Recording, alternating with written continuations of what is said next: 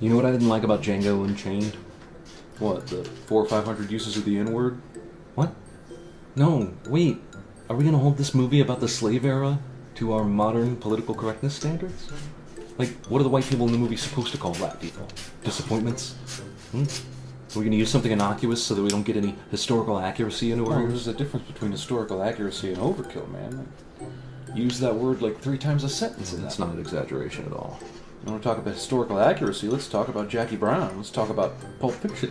Okay, let's talk These about movies are both set in the 90s and shot in the 90s. The single most PC era that has ever existed, and the N-word's all over both of those movies. I mean, in Pulp Fiction, Tarantino says the word like it's a stutter.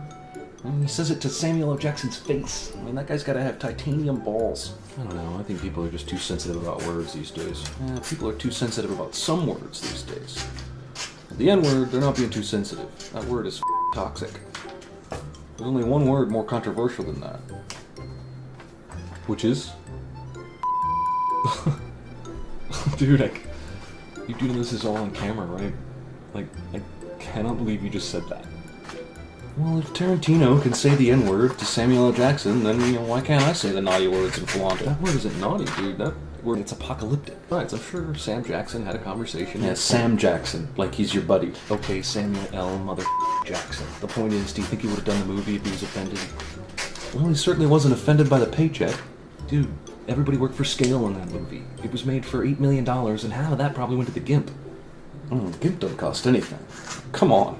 I can have a GIMP here by 5 p.m. with accessories. The point is, about Django Unchained, I didn't like the scene where they're taking Django to the mine. Yeah, well, what was wrong with that? Well, everything. It feels tacked on. Like, Tarantino indulges his acting bug again, playing an Australian slave driver, alright? The scene's only there so they can pay off the horrible things Django was the hero. Well, was he? Was he really?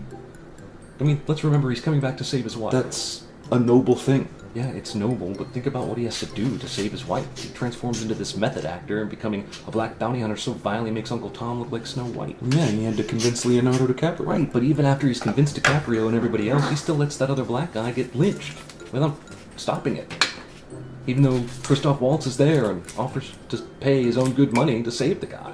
He still let it happen. And the only way that pays off is if there's something that happens in the story later on where he can then be vouched for by slaves who can say, he's not with us, or he's not one of us. The scene where he's being led to the mine. Yes. You just allowed all this suffering, right? And you let a man die a horrible death, just in the event you were being led away to a remote mine. Just in the event other slaves were with you that could vouch for your story. And just in the event the white people believe your story and let you go, then maybe it can pay off and you can go see your wife again. I say, in the end, Django was the thing he was pretending to be. I say, I'd like to see you say that to a group of black people sometime. I don't really know any black people. That's racist. You don't really know any black people either.